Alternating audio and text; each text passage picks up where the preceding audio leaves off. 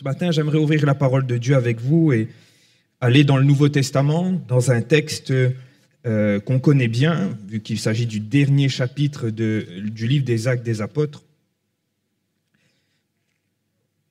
Et au travers de cette lecture, vous allez voir, on va se centrer sur un des versets qui débute ce chapitre. Et c'est là où je crois la pensée que l'Esprit veut laisser sur nos cœurs. C'est là ce que je crois ce matin, que le Dieu veut nous parler et veut laisser sur chacun d'entre nous un message, une parole, un dépôt pour le salut de chacun. Amen. Parce que ce que Dieu veut avant toute chose, c'est nous sauver. On va faire cette lecture, Acte 28, on lit à partir du verset 1er. Il est écrit « Après, une fois hors de danger, nous reconnûmes que l'île s'appelait Malte. Les barbares nous témoignèrent une bienveillance peu commune. Ils nous recueillirent tous auprès d'un grand feu, qu'ils avaient allumé parce que la pluie tombait et qu'il faisait très froid. Paul, ayant ramassé un tas de broussailles et l'ayant mis au feu, une vipère en sortit par l'effet de la chaleur et s'attacha à sa main. Quand les barbares virent l'animal suspendu à sa main, ils se dirent les uns aux autres, « Assurément, cet homme est un meurtrier, puisque la justice n'a pas voulu le laisser vivre, après qu'il nous a été sauvé de la mer. » Paul secoua l'animal dans le feu et ne ressentit aucun mal. Ces gens s'attendaient à le voir enfler ou tomber mort subitement, mais après avoir longtemps attendu, voyant qu'il ne lui arrivait aucun mal, ils changèrent d'avis et dirent que c'était un Dieu. Amen. Et ça va peut-être être étonnant pour vous, mais on va s'intéresser et s'arrêter, c'est le cœur du message de ce matin, sur le verset 2. On peut le relire peut-être. Il est écrit « Les barbares nous témoignèrent une bienveillance peu commune, ils nous recueillirent tous auprès d'un grand feu qu'ils avaient allumé, parce que la pluie tombait et qu'il faisait grand froid. » Peut-être rappeler le contexte dans lequel se situe ce passage. S'il est question d'être hors de danger, c'est que l'apôtre Paul et tout l'équipage ont connu un naufrage. Et la fin de ce naufrage, justement, c'est l'île de Malte. C'est arrivé sur cette terre, ce pays qu'ils ne connaissaient pas, cette île qu'ils ne connaissaient pas spécialement. Ce n'était pas l'objectif, ce n'était pas le but, ce n'est pas là qu'ils avaient visé. Mais force est de constater qu'à cause des circonstances, de la tempête qui va être là, le bateau va se briser en deux, va se déchirer telle une feuille de papier, et ils vont se retrouver, eux, tous, sur l'île de Malte. Il faut comprendre aussi que l'apôtre Paul, il était prisonnier sur ce bateau. Il n'était pas non plus un homme libre, il était amené prisonnier dans le but d'être jugé, et comme si ce n'était pas suffisant d'être prisonnier, il va connaître un naufrage.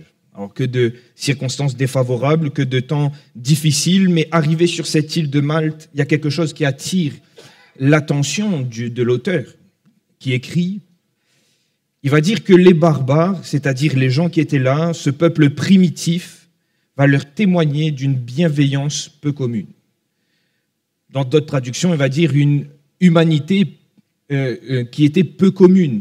Ça marque véritablement l'auteur du livre des Actes au point de dire que finalement, quand ils arrivent, ce qui les marque, ce qui attire leur attention, c'est la marque d'amour qu'il y a dans le cœur de ces barbares, de ce peuple primitif envers eux, qu'ils ne connaissaient pas. En plus, ce sont des prisonniers envers ces Romains, parce qu'il y avait des soldats romains qui se retrouvent échoués là sur le rivage. Il y a cette marque d'affection qui ne reste pas juste une marque d'affection. Ils ne disent pas « allez en paix, chauffez-vous », mais ils vont plus loin. Ils vont allumer ce feu malgré la pluie et ils vont permettre à ce que tout cet équipage, ces naufragés, puissent se réchauffer. Et ô combien on comprend les bénéfices du feu quand il fait froid, hein, quand il y a grand froid, pour être littéral dans le texte qu'on a lu.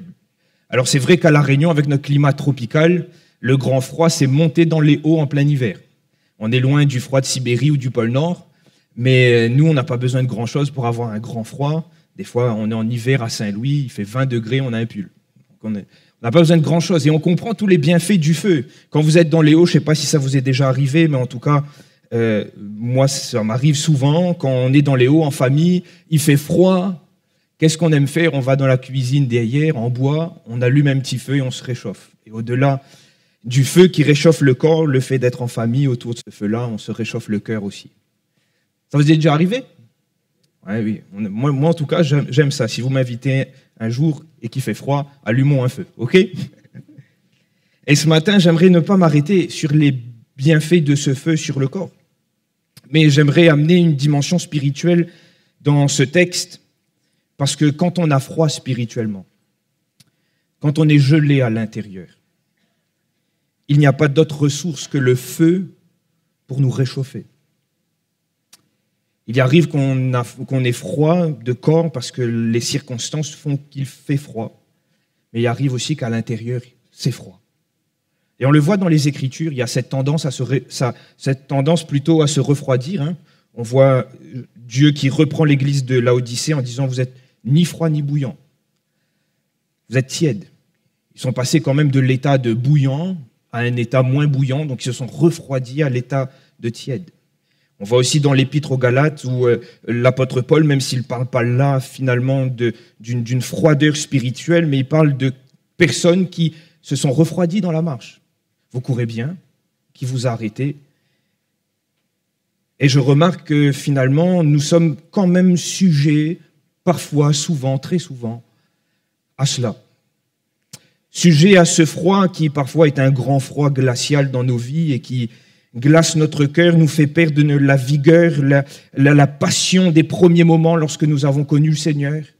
Il y a parfois des vents qui sont tellement froids et qui viennent toucher notre cœur, comme si qui glacent notre cœur, même vis-à-vis de Dieu, vis-à-vis de ses promesses, de sa parole, de l'espérance que nous avons normalement d'être avec lui dans le ciel.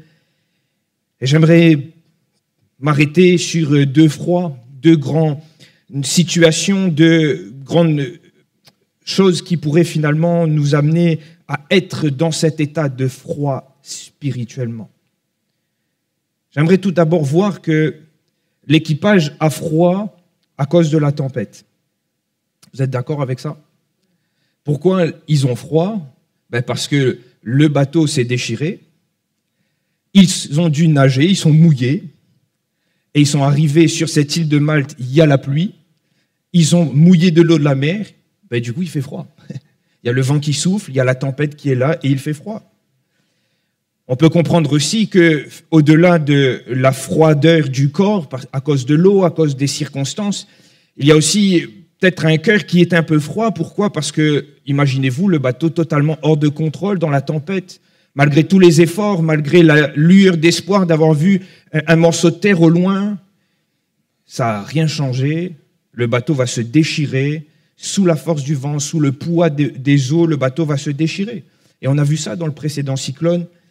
Chez nous, il y a un navire qui s'est échoué sur nos côtes, et si vous avez regardé les actualités, on voit vraiment toute la misère, toute la crainte qu'avaient eu ces marins lorsqu'ils ont vu leur bateau finalement partir hors de contrôle et presque s'échouer sur cette côte. Et je le dis spirituellement parce qu'on parle de choses spirituelles ce matin, c'est aussi une des grandes causes pour lesquelles le chrétien prend froid spirituellement. La tempête. Quand le bateau de notre vie est secoué par la tempête. Quand alors qu'on a professé de suivre Jésus, qu'on est là sur le chemin de la foi, qu'on avance, et que finalement le vent souffle un coup. Alors qu'on a choisi de suivre Jésus, on se retrouve dans les chaînes comme Paul, sur un bateau, et comme je l'ai dit tout à l'heure, comme si ce n'était pas suffisant, on est frappé par la tempête. Quand même si la parole de Dieu nous rappelle les promesses, parce que Paul avait reçu une parole de Dieu lui disant que si tout le monde restait sur le bateau pendant ces temps difficiles, il n'y aurait pas de perte humaine. Mais la réalité, c'est qu'il y a quand même les circonstances. Le vent continue de souffler, la tempête continue de souffler, le bateau prend une direction, bute contre une langue de terre et se déchire, est en train de se déchirer. Et c'est parfois ce qu'on vit, quand la famille se déchire. Alors qu'on a décidé de choisir de suivre le Seigneur, et je le crois, on l'a tous fait, mais qu'on voit dans notre famille se déchirer totalement, tel le bateau qui se déchire en deux quand la santé tombe en lambeaux. Alors qu'on a choisi le Seigneur, qu'on croit au Dieu qui guérit, et il nous faut passer par une vallée difficile, on est éprouvé dans notre santé, il y a comme si on est piqué au plus profond, On a l'impression qu'il n'y a pas de solution, il n'y a pas d'espoir. On a l'impression qu'il y a ces paroles de Dieu. Oui, c'est vrai qu'il n'y aura pas de perte si tout le monde reste sur le bateau, mais en attendant, la tempête fait rage, le bateau se déchire, la santé se dégrade, la famille se déchire encore. Et on se dit, mais Seigneur, Seigneur, quand nos finances ressemblent au blé qu'ils ont dû jeter par-dessus bord. Ah, il n'est pas question de jeter l'argent par les fenêtres, vous comprendrez. Mais parfois, il nous faut tel ce blé qu'on jette, qu'ils ont jeté par-dessus bord. Parfois, malheureusement, nos finances ressemblent à ce blé. À cause de choses qui sont vitales dans nos vies, à cause de situations dont on ne peut pas faire autrement, le sac de blé, toutes les finances, on est obligé de les déposer et les jeter dans la tempête pour sauver le bateau. Et je remarque que parfois, quand on est éprouvé ainsi, quand la tempête fait rage, quand les circonstances sont mauvaises, quand la famille s'est déchirée, quand je suis touché dans mon corps, quand mes proches sont touchés, quand dans les finances je suis touché, quand il y a des difficultés qui, telle cette tempête, viennent se saisir de ma vie. Qu'on le veuille ou qu'on ne le veuille pas, et souvent cela arrive, on finit par se refroidir. Et même s'il y a une parole du Seigneur, même si il y a cette conviction que les promesses de Dieu sont oui, amen, que ce que Dieu a dit, il va l'accomplir, que si ça tarde, il faut que j'attende. Il faut remarquer que parfois on se refroidit. Inquiet, soucieux, parce qu'on ne voit pas les choses changer, on se refroidit. Alors on a l'impression que le chrétien, il a attrapé un rhume. Alors ça, c'est pas trop grave. Parce qu'on se dit qu'il suffit simplement de le soigner un peu et ça va aller. Et parfois, c'est plus qu'un rhume. Il y a certains qui abandonnent la course. Il y a certains qui lâchent complètement les armes en disant « Seigneur, si c'est comme ça, m'y veux plus ». Je remarque que s'ils se sont retrouvés dans cet état d'avoir froid, c'est aussi à cause de la désobéissance du capitaine de ce navire. Au chapitre 27, au verset 10, il y avait quand même un homme, Paul, qui avait reçu une parole du Seigneur avant de prendre la mer et qui va dire à ces matelots, qui étaient sûrement des hommes de métier, qui connaissaient les choses, ils vont dire « Ô homme, je vois que la navigation ne se fera pas sans péril et sans beaucoup de dommages, non seulement pour la cargaison et pour le navire, mais encore pour nos personnes. » Et il va leur dire de rester ici, d'attendre. Mais la vérité, c'est quoi? C'est que la Bible nous dit qu'ils ont préféré à se fier à l'habilité, au métier du pilote, plutôt qu'à la parole qui avait été donnée par Paul. Et on pourrait même dire plutôt que la parole de Dieu, parce que c'était une parole qu'il avait reçue de Dieu. Le résultat, quelques temps plus tard, il suffit de regarder, le bateau est en 1000 morceaux, il n'y a plus de cargaison, l'équipage est trempé et naufragé à Malte. Et c'est aussi une des causes pour lesquelles ils sont dans l'eau, pour lesquels ils ont pris l'eau, pour lesquels ils sont dans ce grand froid, c'est parce qu'à un moment donné, il y a eu cette désobéissance. Et je remarque que c'est là aussi une des grandes causes de la froideur spirituelle qui surprend le chrétien. Quand la parole de Dieu me dit « ne va pas là-bas » et que j'y vais. Quand la parole de Dieu me dit « ne convoite pas la femme de ton prochain » et que tu as convoité. Et que pris par ce petit piège, tu as fini à faire comme David. Un pas entraîné l'autre pas et tu as franchi le cap de l'adultère et tu as cherché toutes sortes de moyens, de solutions, tel David avec Uri qui va chercher toutes sortes de solutions pour t'en sortir et pour faire bonne figure. Quand la parole de Dieu t'a dit « arrête avec cette passion, arrête ». Mais que force est de constater que on se réfugie derrière des excuses toutes faites. Il y a quelqu'un qui me disait que les excuses sont faites pour s'en servir. Et parfois on dit, Seigneur, mais je n'ai pas les ressources, je ne suis pas capable. La Bible nous dit que par sa divine puissance, il nous a donné tout ce qui contribue à la vie et à la piété. Nous avons tout en Jésus. Mais des fois on se cache. Alors que la parole de Dieu a été claire dans nos vies, nous demandons de rejeter ces passions, d'arrêter avec ces choses, mais qu'on a choisi, que tu as choisi de continuer, que tu as choisi de persévérer dans cette voie. J'aimerais te dire qu'il y a une froideur spirituelle qui te surprend. Parce que tu choisis de rester dans le péché. Tu choisis de rester dans la désobéissance et plutôt que te soumettre à la parole de Dieu. Il y a cette froideur spirituelle qui est là. Le cœur est là. On peut venir s'asseoir, on peut même servir le Seigneur. Hein. La Bible dit que ce qui est caché ne nous appartient pas, ça appartient à Dieu. Mais il faut remarquer qu'il n'y a plus ce feu. Il n'y a plus ce feu, il n'y a plus ce cœur bouillant, il n'y a plus cette passion pour l'évangile. On prie, mais il n'y a plus rien qui se passe. Pourquoi? Parce qu'il y a eu désobéissance. Pourquoi? Parce que dans le cœur, à un moment donné, j'ai choisi de faire comme j'avais envie de faire, ce qui me plaisait. Et à ce moment-là, force est de constater que oui, il y a cette froideur qui me surprend. Je suis plus à fond. Je viens aux réunions de prière, je prie, mais il n'y a plus cette passion. Je loue le Seigneur, mais il n'y a plus cette passion. Parce qu'à un moment donné, il y a eu la désobéissance. On a préféré écouter les matelots plutôt qu'écouter la parole de Dieu. J'aimerais dire ce matin quelque chose. C'est que quiconque qui ne réagit pas devant cette froideur, cet engourdissement spirituel, va commencer par se sentir mal à l'aise. Mais là, c'est encore pas très grave. Il va perdre le goût de l'activité. Ah, ça commence à s'aggraver un peu. Mais c'est pire. C'est qu'il faut considérer que c'est une personne qui est morte, mais en sursis. Parce que si on ne vient pas se réchauffer, c'est la mort certaine qui nous attend. Face à la désobéissance, c'est une mort certaine qui nous attend. Parce que, rappelons-nous, nous croyons à un Dieu qui est saint, juste. Oui, il est amour, il nous aime, il prêche l'évangile, il nous appelle au salut, il nous demande de venir à lui, mais il est juste et saint. Et à un moment donné, Dieu fait justice. L'exemple du peuple d'Israël nous le rappelle. Dieu est saint, il use de patience, Mais le peuple d'Israël a continué dans son égarement, dans sa désobéissance. Ils ont fini où? Pour certains, ils ont perdu devant la Syrie, les autres sont finis à Babylone. Et mon frère, ma sœur, je sais que je parle à l'Église et je le fais de tout mon cœur et avec humilité ce matin.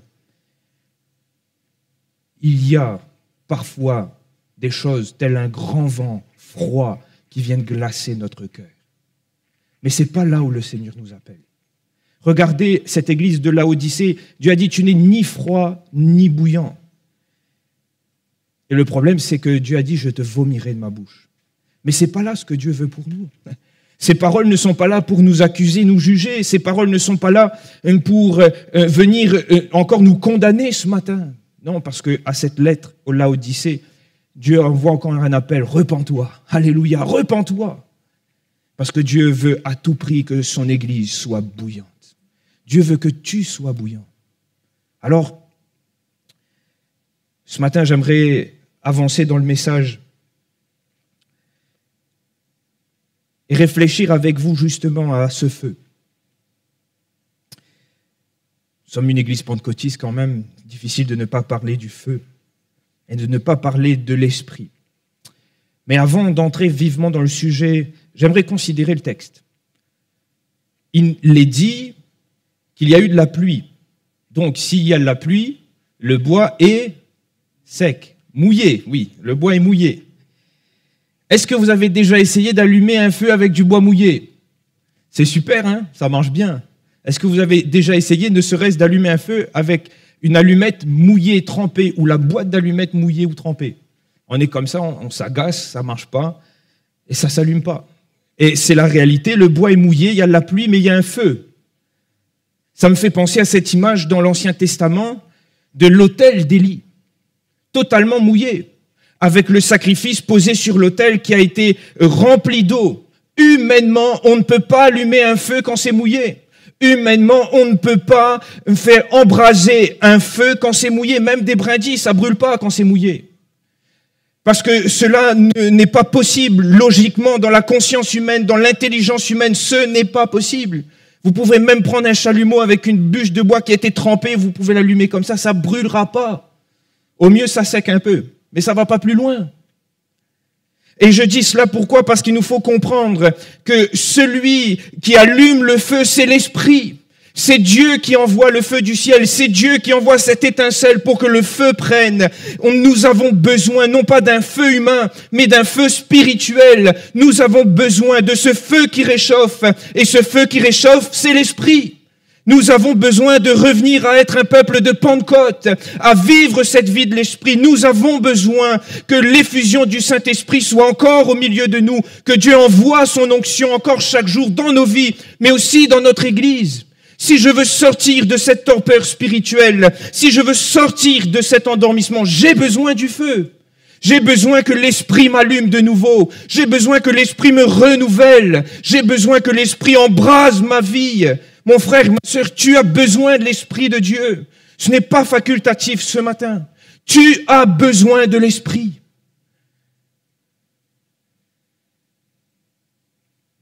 Nous avons besoin que l'Esprit nous embrase, frère. Nous avons besoin que l'Esprit nous convainc encore de péché, de justice, de jugement. Nous avons besoin que dans nos temps de prière, l'Esprit se saisisse de nous. Nous avons besoin, frères et sœurs, face à nos vies, que l'Esprit nous conduise afin de ne pas marcher selon la chair. Nous avons besoin, frères, sœurs, dans nos temps de communion fraternelle, que l'Esprit agisse en nous, ranime le feu de ce premier amour, que l'Esprit agisse puissamment tel du temps d'Osée, tel du temps des prophètes, où le feu a été donné au peuple, où Dieu a ranimé l'Esprit d'Israël afin qu'il se remette au travail. Nous avons besoin du feu.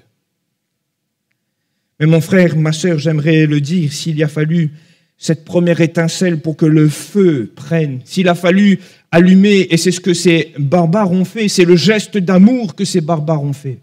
Ils ont allumé un feu pour des étrangers, ils l'ont fait. Il a fallu quand même, mais Paul, la Bible nous dit, il est parti chercher des brindilles pour que le feu puisse continuer. Et moi, je crois qu'il faut réfléchir, mon frère, ma sœur, aux sources de chaleur où le feu va être agissant et va pouvoir me réchauffer. Parce que oui, nous aspirons à ce que l'Esprit vienne nous ranimer, à ce que l'Esprit vienne nous embraser, à ce que l'Esprit vienne nous réchauffer, mais nous n'avons pas simplement besoin d'une action ponctuelle, mais de quelque chose qui dure.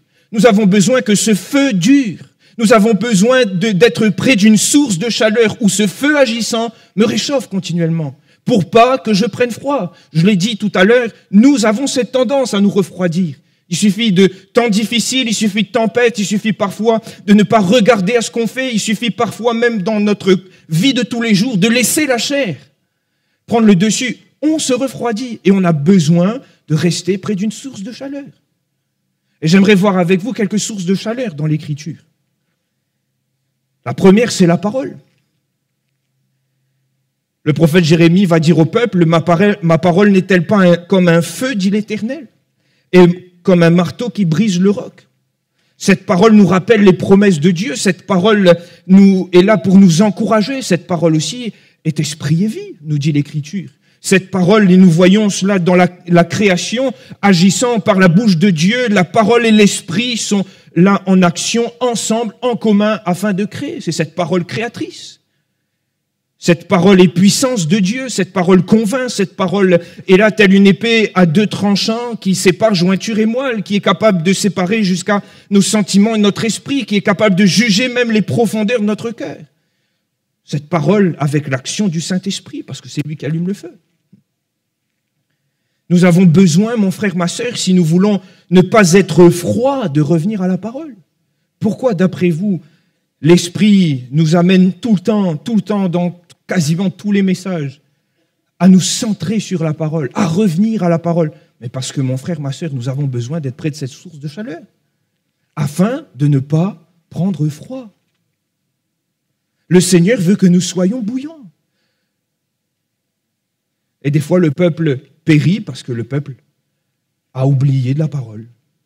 Parfois, le peuple s'égare parce que le peuple a oublié la parole. À l'époque des juges, pourquoi le peuple d'Israël s'est enfoncé dans une froideur spirituelle, loin de Dieu, dans la désobéissance? Parce qu'une génération s'est levée et avait oublié ce que Dieu avait fait. La parole n'était plus là. Et mon frère, ma sœur, j'aimerais te dire que cette première source de chaleur doit avoir sa place dans ta vie. Si nous omettons d'aller près du feu, nous allons avoir froid. Si nous oublions que notre place est près de la parole et que la place de la parole est en nous, nous allons oublier de nous réchauffer et nous allons finir par nous refroidir. Il faut que nous venions près de la parole, là où le Seigneur, par son esprit, va agir puissamment et va toucher notre cœur. C'est ce qui s'est passé le jour de la Pentecôte. Pierre prêche. Qu'est-ce que l'Écriture nous dit? Après avoir entendu ce discours, cette parole, ils eurent le cœur vivement touché. On peut même dire, eux qui ne connaissaient pas finalement et qui n'avaient pas compris ce qu'était Jésus, ils ont été pleinement réchauffés. Ils ont été pleinement bouillants à ce moment-là pour l'Évangile parce que la parole est venue toucher leur cœur. Nous avons besoin de cette source de chaleur. Tu as besoin, mon frère, tu as besoin, ma sœur, de cette source de chaleur. J'ai besoin de cette source de chaleur. Alléluia. Il y a cette autre source de chaleur qui est la prière. Nous avons besoin d'aller chercher le Seigneur dans la prière. L'Esprit est agissant dans la prière. C'est au travers de la prière, et généralement c'est souvent dans des temps de prière que le Seigneur nous a baptisés de l'Esprit.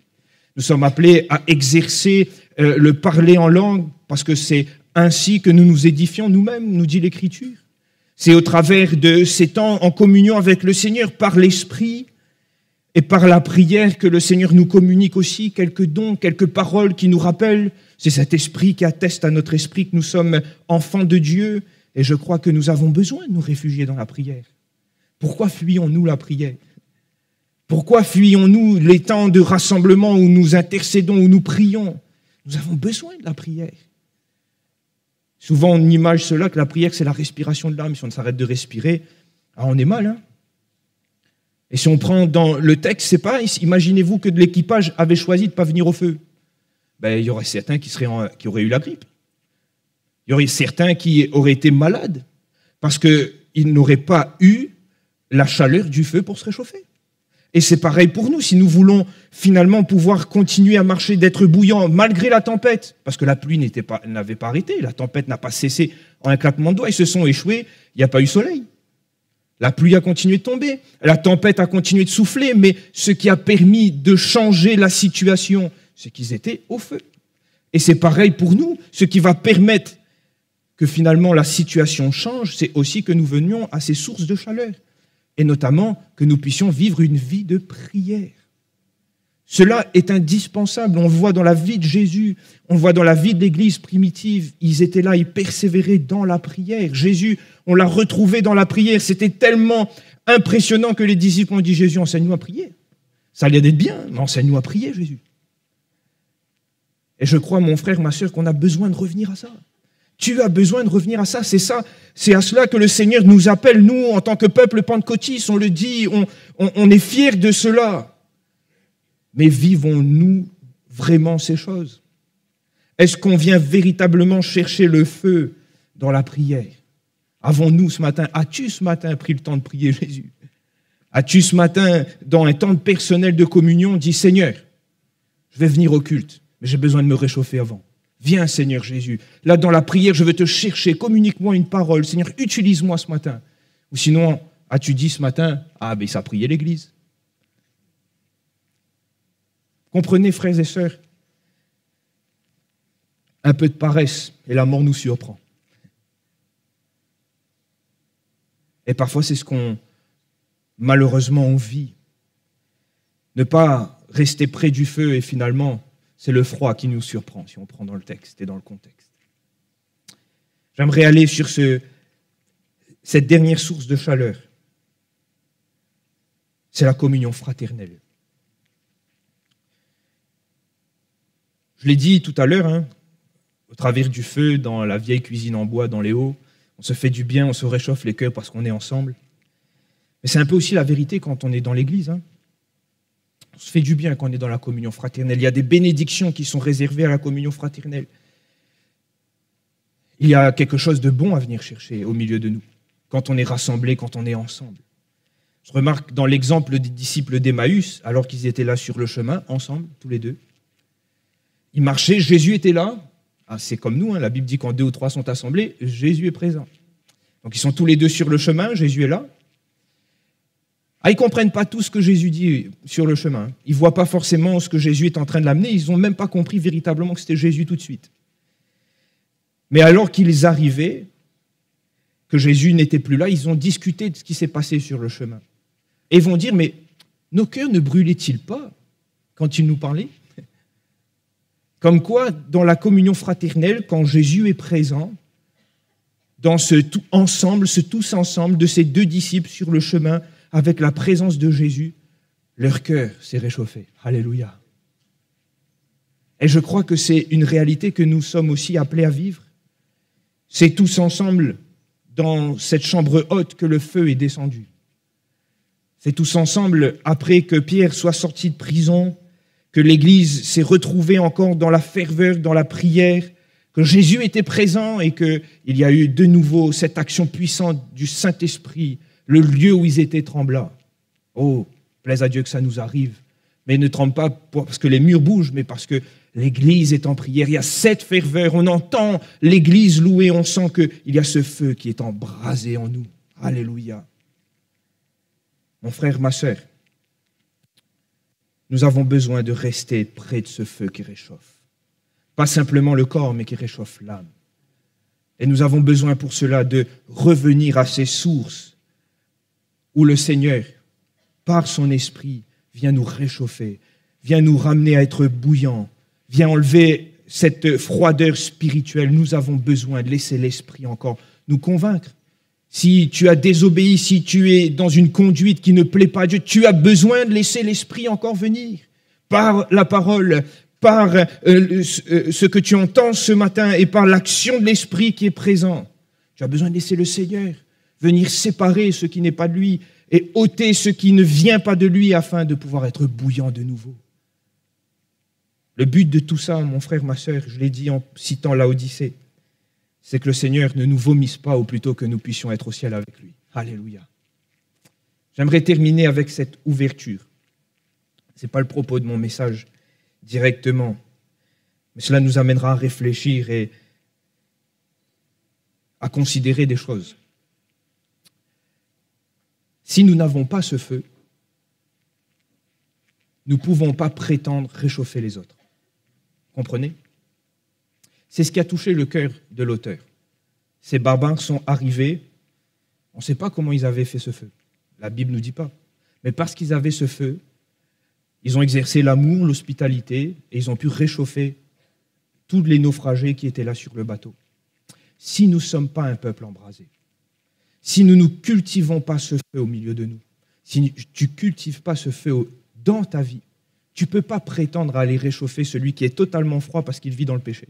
Celui qui ne connaît pas le Seigneur et qui est totalement froid parce que sa vie n'a jamais été ranimée par l'Esprit. Si tu n'as pas ce feu, tu ne peux pas espérer non plus réchauffer les autres. Alors, oui, parfois nous visons ceux qui sont perdus et on a raison de le faire, c'est notre grande mission. Mais nous avons besoin pour cela d'être nous-mêmes d'abord remplis. Nous avons besoin d'être nous-mêmes réveillés et nous avons besoin d'être nous-mêmes bouillants pour le Seigneur. Ainsi, le Seigneur pourra agir au milieu de nous.